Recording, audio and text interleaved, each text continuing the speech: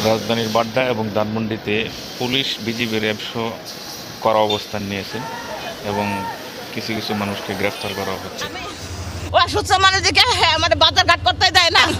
Young পোলাপান দেখলে কি ধরা লাগবে কোন? আমার ছেলে তো এই ভার্সিটিতে পড়েও না।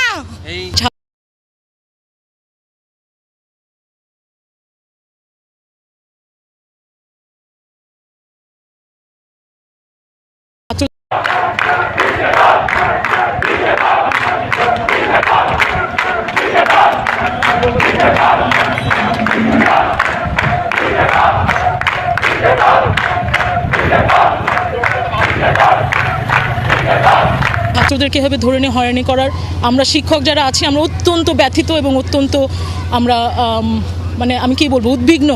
এই চ্যানেলে নতুন হয়ে থাকেন অবশ্যই চ্যানেলটি সাবস্ক্রাইব করে পাশে থাকা বেল আইকনটি বাজিয়ে রাখবেন। সেই সাথে ভিডিওতে লাইক না দিলে অবশ্যই একটি